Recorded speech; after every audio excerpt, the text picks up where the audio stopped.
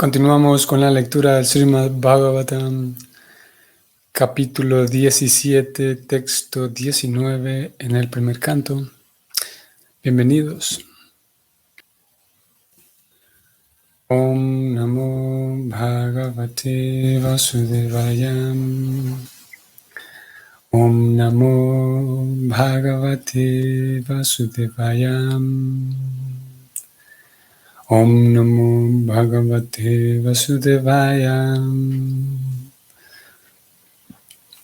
Kechid Vikalpa Vasanam Ahuratmanam Atmanam Daivam Manye Parikarmam Swabhavam Pare Prabhu.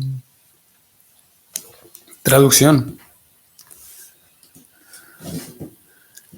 Algunos de los filósofos que niegan toda clase de dualidades declaran que el propio yo es el responsable de la felicidad y la aflicción de uno. Otros dicen que unos poderes sobrehumanos son los responsables, mientras que otros más dicen que dicen que la actividad es la responsable. Y los muy materialistas sostienen que la naturaleza es la causa última. Como vimos desde ayer, el toro comienza a responder a aquella pregunta hecha por Pariksit. La pregunta es, él le pidió que le háblame del malhechor que ha hecho esto. Y entonces el toro se detiene y no culpa directamente a la persona que tiene enfrente, quien, como ya dijimos, es evidentemente el causante de tanto sufrimiento, ¿no? Todos lo sabían, pero entonces el toro responde de esta manera, y en el verso de ayer leíamos como él dice que no estoy seguro, él dice, porque hay tantas formas de responder a esa pregunta, dice el toro, que algunos sostienen que, como lo leímos, vamos a ver del verso de ayer para leer ambos. El toro dijo, estoy en el verso de ayer en este momento, es muy difícil determinar quién es el malhechor específico que ha causado nuestros sufrimientos, ya que estamos confundidos con toda clase de diferentes opiniones de los filósofos teóricos. Y ayer leímos de los diferentes filósofos, las 6 diferentes filosofías que entran en el marco védico. Vamos al verso de hoy. Habiendo dicho eso, el toro, de que es muy difícil determinarlo porque hay tantas teorías, tantas formas de responder a esta pregunta, él dice hoy entonces, algunos de los filósofos, de los que ya leímos ayer, él cuando habla de filósofos está refiriéndose a esas 6 diferentes divisiones filosóficas en los Vedas.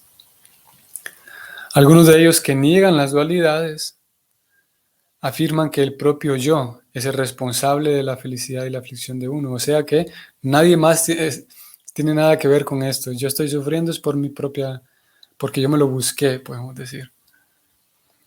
Luego el toro dice, otros afirman que hay unos poderes sobrehumanos que son los responsables, mientras que otros más dicen que la actividad es la responsable. Y los muy materialistas sostienen que la naturaleza es la causa última. Vamos a ver el significado. Como se dijo antes, filósofos tales como Jaimini y sus seguidores establecen que la actividad fruitiva es la causa fundamental de toda acción y felicidad, y que incluso si hay una autoridad superior, algún poderoso dios o dioses sobrehumanos, él o ellos, estos dioses, también se encuentran bajo la influencia de la actividad fruitiva, porque según la acción de uno, ellos recompensan con el resultado. Voy deteniéndome por partes. Voy a hacer un alto aquí. Prabhupada está describiendo la filosofía que ayer también nos detuvimos a describir un poco, que se llama Karma Mimamsa. Esa filosofía sostiene de que ok, ellos no se centran en una deidad como tal, no se centran en el Señor Supremo como tal. Su comprensión es que para vivir feliz el ser humano necesita únicamente hacer buenas obras. Y bueno, si existe Dios, el papel de Dios es darme los resultados de mis buenas obras. Así, y si no existe, pues no hay problema, yo me voy a portar bien y la felicidad va a llegar. Eso es así en pocas palabras y básicamente es la esencia de esta filosofía Karma Mimamsa, como aquí Prabhupada está diciendo. Voy a subrayarlo y lo leo nuevamente. Si hay alguna autoridad superior o si hay algún dios o dioses, este dios se encuentra bajo la influencia de la actividad fruitiva. O sea, si en el caso de que existiera Dios, de acuerdo con esta filosofía Karma Mimamsa, en el caso de que existiera, él de todas maneras se va a ver obligado a dar los frutos a lo que yo merezco. Él no puede interferir porque en un sentido yo soy, el deber es más potente que Dios, porque una vez yo cumpla con mi deber, Dios se va a ver obligado a responder a mis buenos deberes, responder con buenas reacciones, por lo tanto, darme lo que me corresponde. Esa es un poco la filosofía de Karma Mimamsa que Prabhupada aquí acaba de leer. Sigo leyendo. Ellos dicen que la acción no es independiente, ya que ésta la lleva a cabo un ejecutor. Por lo tanto, el propio ejecutor es la causa de su propia felicidad o aflicción. Claro, ellos no afirman que si alguien es feliz o sufre, es porque algo hizo en el pasado. Que no hay accidentes, sino que es directamente una reacción corresponde esta reacción a una acción previa hecha por la persona. Sigo leyendo. También en la Bhagavad Gita 6.5 se confirma que la mente de uno, libre del afecto material, puede liberarnos de los sufrimientos de los tormentos materiales. De modo que uno no debe enredarse en la materia con los afectos materiales de la mente. Es así como la propia mente de uno es amiga o enemiga en la felicidad o la aflicción materiales. Los sankhyaístas, aquí Prabhupada va a pasar a describir la posición de otra de las 6 filosofías, en este caso la filosofía Sankhya, que hay que mencionarlo aquí. Algunos de ustedes conocerán el BBT recientemente hace unos años, produjo un libro llamado Sankhya, un libro pequeño, pocket, y se titulaba Sankhya, la metafísica de los 24 elementos. Un libro de color azul, en portada azul, al menos en español. Y en esa filosofía llamada Sankhya, presentada en el Srimad Bhagavatam, se establece, a través de ese método, se establece la supremacía de Krishna y cómo las almas somos eternos sirvientes de Krishna. Con alguna frecuencia, tal vez ustedes lo hayan notado, Prabhupada habla, y de hecho en ese mismo libro, Prabhupada alerta al lector y al estudiante de que hay 2 filosofías sankhya's. Una de ellas es desvirtuada, y esa que es desvirtuada termina siendo atea. Y la Sankhya atea es la que Prabhupada va a describir en este significado aquí. Y la filosofía Sankhya, que apunta a Dios, que apunta a Krishna, es la filosofía Sankhya que figura en las páginas del Bhagavatam y en este libro que el BBT produjo hace un tiempo atrás. Pero este Sankhya, entonces, esos sankhyaístas son los ateos, como él va a decir aquí. Ok, sigo leyendo. Los sankhyaístas, que son materialistas y ateos, concluyen que la naturaleza material es la causa de todas las causas. Según ellos, las combinaciones de los elementos materiales son la causa de la felicidad y la aflicción material, y la desintegración de la materia es la causa que libera a todos los tormentos materiales. Voy a detenerme aquí un momento. En esta filosofía Sankhya, entonces diferente a la primera, la responsabilidad recae en la materia, en la interacción de la materia misma, no tanto en el alma, sino más bien en elementos externos. Hay una ligera diferencia aquí, como podemos ver. Sigo leyendo. Gautama y Kanada declaran que la combinación de los átomos es la causa de todo. Impersonalistas tales como Astabhakra descubren que la refulgencia espiritual del Brahman es la causa de todas las causas. Pero en la Bhagavad Gita el propio Señor declara que Él es la fuente del Brahman impersonal. Y en consecuencia Él, la personalidad de Dios, es la causa fundamental de todas las causas. En la Brahma Samhita también se confirma que el Señor Krishna es la causa fundamental de todas las causas. Fin del significado.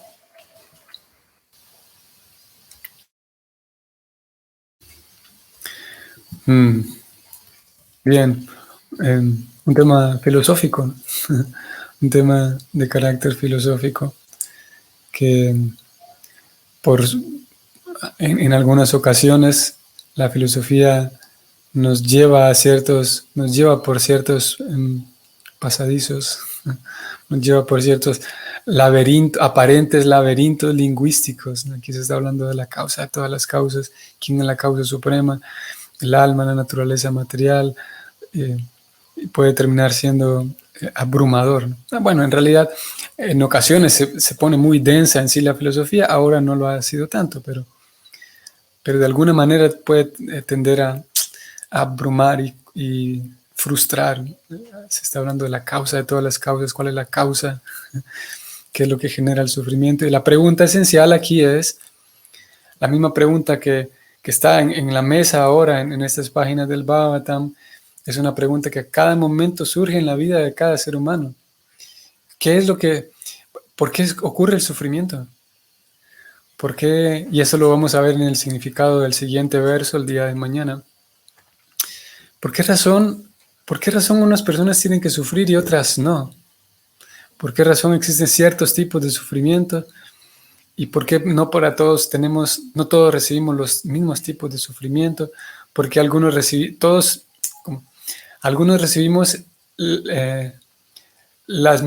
enfrentamos las mismas acciones desagradables, pero no todos sufrimos en la misma cantidad, porque algunos parece ser que tendemos más a sufrir frente a cosas tal vez no tan dolorosas, y algunos otros frente a cosas muy dolorosas no sufren, sino que se fortalecen, etc.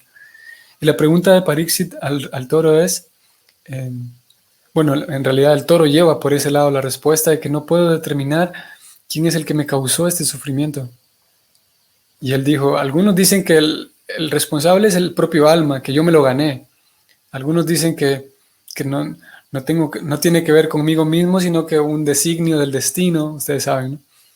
Hay ese debate y esa pregunta de que si el destino existe y cada cosa está determinada, si cada cosa está predeterminada en mi vida, entonces no tengo que esforzarme porque cada cosa ya está escrita. Y aquí en algunas ocasiones ese tipo de preguntas lleva a la persona a un enredo sin salida. Porque si todo está escrito, entonces no tengo que esforzarme. Pero hay una voz ahí en el fondo que dice, pero es que si no me esfuerzo no voy a conseguir nada agradable. Pero si todo está escrito, ¿para qué me esfuerzo? En fin. Entonces el toro dice eso. Algunos afirman que el alma no tiene nada que ver, que son algunas fuerzas, como lo dijo en este verso. Voy a ir nuevamente. Poderes sobrehumanos, él dice, estoy subrayándolo aquí. Alguna gente dice que son poderes sobrehumanos los responsables. Hay otras personas que dicen que en realidad ni siquiera el alma es responsable, ni siquiera los poderes sobrehumanos son responsables, sino que solamente los intercambios, solamente los intercambios químicos entre las personalidades, entre los diferentes caracteres de personas, hacen que, como las piedras que chocan entre sí, se moldean. Algunas personas concluyen que la causa de la felicidad y la aflicción, es como un cierto tipo de azar en el que el alma no es responsable ni tampoco hay poderes sobrehumanos, sino que solamente los intercambios, simplemente los intercambios sociales van trayendo a veces felicidad, a veces aflicción, a veces tristeza. Son diferentes filosofías que están desarrolladas a profundidad en cada uno de estos 6 sistemas de los cuales hablamos ayer. Vamos a el próximo domingo, hoy estamos en domingo también, ¿sí? El próximo domingo 19 vamos a hacer un espacio para hablar solamente del tema de las 6 filosofías. Ese día no vamos a leer el Bhagavatam, o bueno, no vamos a leer el verso que correspondería para ese día, sino más bien vamos a hacer una lectura y un vistazo así por encima, panorámico de estas 6 filosofías, ya que ayer resultó ser un tema bastante interesante y el domingo entonces vamos a dedicar tiempo a eso. Bien, entonces,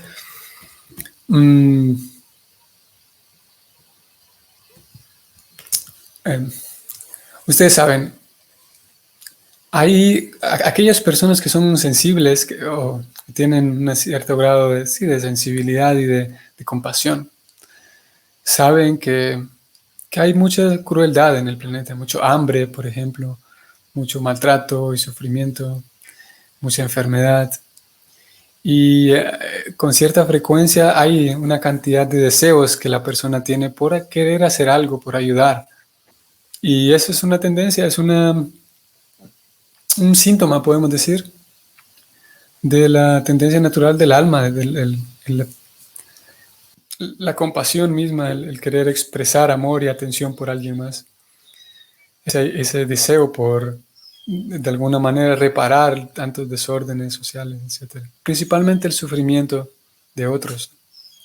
Sin embargo, el concepto del Bhakti, que el Bhakti apunta a que, ustedes lo sabrán, el Bhakti con toda la literatura va constantemente hablando de los devotos puros y el servicio devocional puro. Ese servicio devocional puro, podemos también traer el concepto en sánscrito que es Prema Bhakti. Y ese Prema Bhakti, que se traduce como servicio devocional puro, también podemos traducirlo como el Prema es amor, pero no solamente amor, sino que es amor también muy inteligente, con mucha sabiduría. Porque a fin de cuentas, ambas, la sabiduría conduce al amor y el amor a la inteligencia. Un sabio, realmente sabio, será sensible. Y una persona que se dedique al cultivo de su propio amor y hacia los demás, conseguirá también sabiduría, de acuerdo con como lo plantea la Gita. Así que ese deseo de parar el sufrimiento de los demás, ya que el toro dice, yo estoy sufriendo, sí, aunque no sé muy bien por qué se debe, cuál es la causa fundamental, la causa inmediata, sí, la tengo aquí enfrente, es esta persona. Bueno, el toro no ha dicho esto, pero podemos nosotros hacer una segunda escena, hacer una segunda escena imaginaria de que el toro pudo haber dicho esto, de que la causa inmediata estaba ahí enfrente. Pero en fin de cuentas queremos siempre, para eliminar un problema, lo mejor es ir de raíz. A lo más profundo que yo encuentre la raíz es mucho mejor, de hecho es más inteligente. Si tengo una dificultad, un problema, voy a ser más útil, o va a ser más provechoso si yo trato de ir a la raíz, a lo más profundo que pueda. Entonces, la causa inmediata, sí, estaba aquí la persona que estaba golpeando al toro, pero él quería saber la causa. Él dijo, no sé realmente a qué se debe todo esto.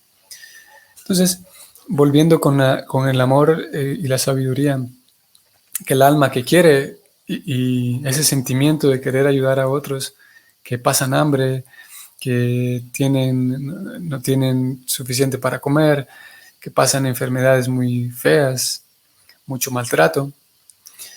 El Bhakti nos dice que el amor solo no es suficiente. El intento mismo de ayudar, incluso teniendo los medios suficientes, supongamos que ustedes y yo tuviéramos los medios suficientes para ayudar a todas aquellas personas que en algún momento hubiéramos querido ayudar. Tal vez en este momento ustedes tengan en mente a alguien o a un grupo de personas, un grupo de personas, los niños en algún lugar, los indígenas en tal otro lugar, una comunidad, las minorías, ya que hoy se habla tanto de las minorías que aparentemente sufren mucho. Sin embargo, el amor en sí, podemos decir que no es suficiente, solamente el sentimiento. El concepto de prema incluye sentimiento con sabiduría, amor sabio, ¿no? Pero el amor simplemente sentimental no es suficiente, porque hará falta, así lo mismo que está haciendo este toro aquí en este verso, hará falta un trabajo filosófico de ponerse a pensar qué es lo que está generando este sufrimiento en la persona que tengo enfrente. Y en algunas ocasiones, para sorpresa nuestra, todas aquellas personas que nosotros vemos como seres sufrientes, que actualmente están sufriendo, para sorpresa nuestra, muchas de aquellas personas que los vemos como sufrientes, en realidad ellos no quieren no aspiran a una vida libre de sufrimiento. Posiblemente en el fondo sí, pero muchas personas están cómodas con su vida de sufrimiento. Y el hecho mismo de yo intentar, en caso de que pudiéramos hacerlo, claro, en algunos casos sí podemos, ¿no?, llevar un plato de comida a alguien, en algunos casos lo hacemos. Sin embargo, si pudiéramos hacer una campaña súper masiva de ayudar a aquellas personas, a muchas personas, nos encontraríamos con que algunas están cómodas y satisfechas viviendo esa vida de sufrimiento, lo cual es irracional, pero lo cierto es que así es como funciona. De hecho, hay en la psiquiatría, hay un trastorno que es muy interesante, muy curioso más bien. Es el trastorno de la identidad de la integridad corporal, así se llama. Trastorno de la identidad de la integridad corporal. Y consiste, la persona que lo padece no tiene un concepto claro de su valía como persona, tiene un trastorno de su propia identidad como persona.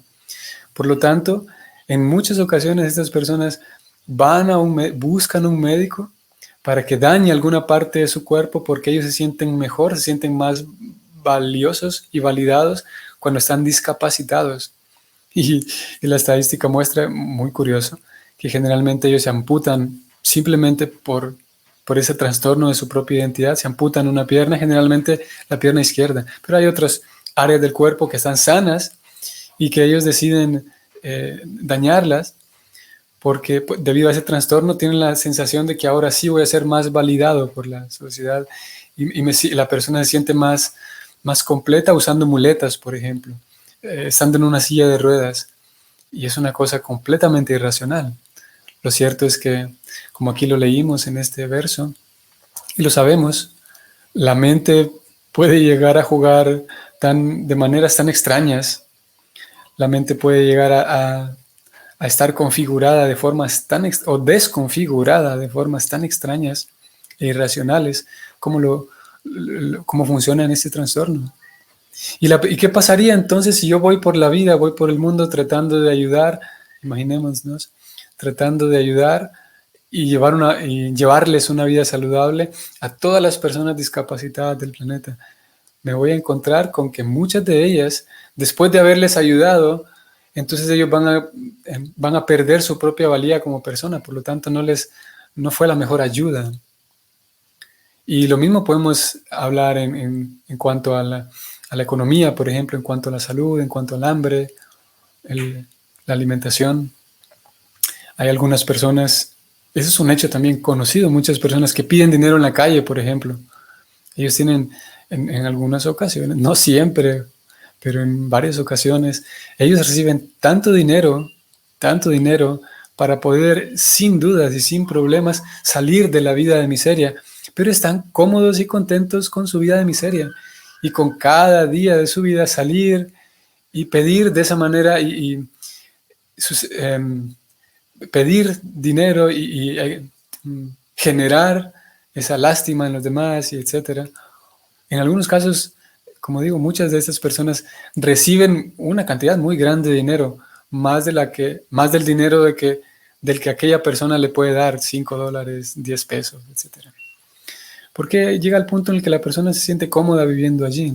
Por lo tanto, en ese ejercicio de tratar de ayudar a los demás, llegará al punto en el que tendríamos naturalmente que darnos cuenta de que la mejor ayuda que le puedo dar a esta persona es una ayuda mental, una ayuda, o sea, educación. No necesariamente ayudarle a salir de la pobreza, ayudarle a salir de su enfermedad, y también lo podemos llevar, como digo, a otros campos. Es una ayuda más profunda, más a nivel más profundo. Y si nos ponemos a pensar qué tipo de educación, y si tratamos de ir a la raíz del problema, así como lo están haciendo en este verso el toro junto con Pariksit, nos encontraremos con que la raíz del problema es una carencia de información, una ausencia de educación espiritual. ¿Quién soy yo como persona? Ese es el diagnóstico y la tesis de Srila Prabhupada. El diagnóstico de los Vaishnavas y de la línea en la cual Prabhupada viene y se presenta en los Estados Unidos, es que la humanidad necesita recobrar su identidad espiritual.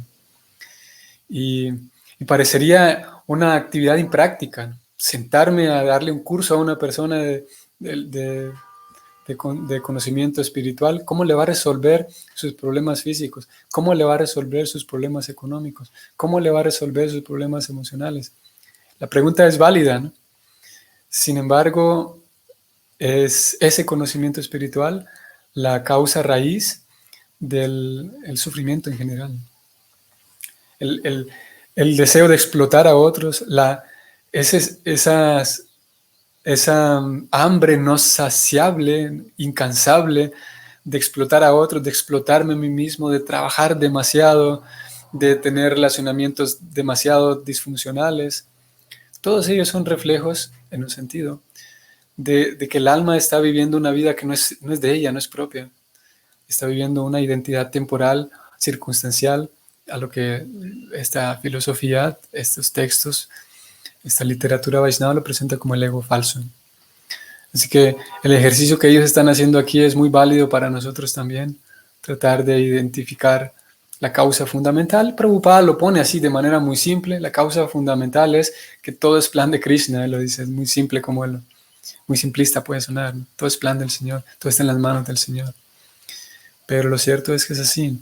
Lo cierto es que, como lo dijimos ayer, las cosas que nos suceden y aquellas que no nos suceden forman parte del plan del Señor, y en la medida en la que yo logro estar sintonizado con el servicio a Dios, entonces por un lado puedo comprender más esa realidad, y en el mismo tiempo puedo aceptarla más con mayor serenidad, esa realidad. Así como ustedes sabrán que en muchas ocasiones cuando uno está enfermo y va al médico, uno generalmente, la persona, hay una gran cantidad de satisfacción simplemente con saber qué es lo que tengo. Y hay una cantidad muy grande de ansiedad porque no sé qué es lo que tengo.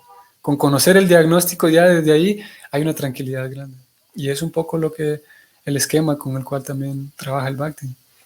El diagnóstico es que estamos desintonizados, faltos de sintonía. Y el poner mi vida en sintonía con el servicio a Dios me regala entonces los ojos suficientes o los ojos apropiados para ir viendo con mayor claridad de que sí, todo lo que me ocurre y lo que ocurre forma parte del plan del Señor. En sesiones posteriores hablaremos acerca de la pregunta natural. Entonces, si alguien sufre, no tengo que hacer nada. Si estoy sufriendo de mala salud, no tengo que hacer nada porque es plan del Señor. Esas preguntas las dejaremos para después. Por ahora nos detenemos aquí. Muy bien, entonces como les decía, el próximo domingo vamos a intentar abordar todos estos temas en relación a las 6 filosofías védicas. Bueno, de momento nos vemos mañana. Hare Krishna, feliz día.